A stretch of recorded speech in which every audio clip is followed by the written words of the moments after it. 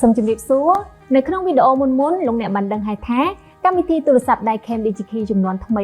3.0 អ្នកប្រើប្រាស់អាចធ្វើបច្ចុប្បន្នភាពព័ត៌មានផ្ទាល់ខ្លួនដែលមានដូចជាលេខទូរស័ព្ទ Email អាសយដ្ឋាននិងស្នើសុំធ្វើបច្ចុប្បន្នភាពអត្តសញ្ញាណប័ណ្ណឬលិខិតឆ្លងដែនតោះសូមតាមដានពីរបៀបធ្វើបច្ចុប្បន្នភាពព័ត៌មានផ្ទាល់ខ្លួនជាមួយខ្ញុំ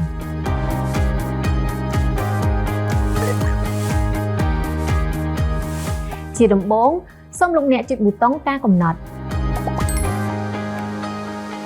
រួចវាលេខកូដសម្ងាត់ផ្ទាល់ខ្លួនទាំង6ខ្ទង់បន្ទាប់មកសូមចូលទៅកាន់លេខទូរស័ព្ទ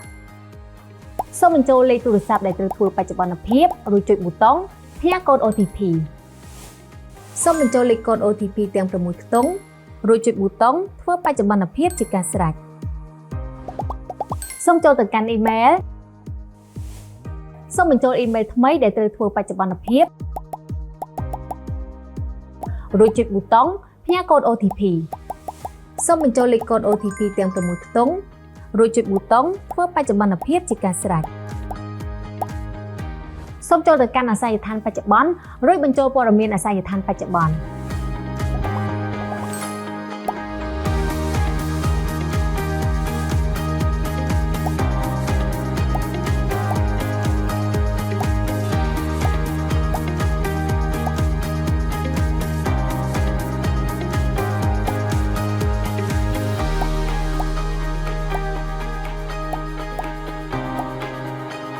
ហើយចុចលើប្រអប់ធានាអះអាងព័ត៌មានដែលបានផ្ដល់ជូនគឺជាព័ត៌មានពិតប្រាកដនិងត្រឹមត្រូវរួចចុចប៊ូតុងធ្វើបច្ចុប្បន្នភាពជាការស្រេច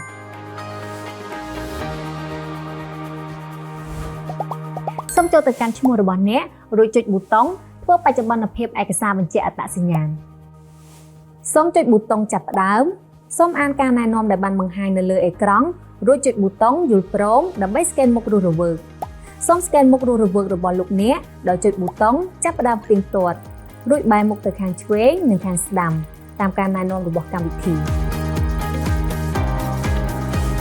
សូមអានតាមការណែនាំដែលបានបង្ហាញនៅលើអេក្រង់រួចចុចប៊ូតុងយល់ព្រមដើម្បីស្កេនអត្តសញ្ញាណប័ណ្ណខ្មែរឬលិខិតឆ្លងដែនសូមស្កេនអត្តសញ្ញាណប័ណ្ណខ្មែរឬលិខិតឆ្លងដែនរបស់លោកអ្នករួចផ្ទៀងផ្ទាត់ព័ត៌មានឡើងវិញម្ដងទៀតហើយចុចលើប្រអប់ធានាអះអាងព័ត៌មានដែលបានផ្ដល់ជូនគឺជាព័ត៌មានពិតប្រាកដនិងត្រឹមត្រូវរួចចុចបន្ទាប់សូមរងចាំការឆ្លើយតបរយៈពេល1ម៉ោងធ្វើការដើម្បីឲ្យមន្ត្រីដែលមានដែនសមត្ថកិច្ចត្រួតពិនិត្យសម្រាប់ព័ត៌មានបន្ថែម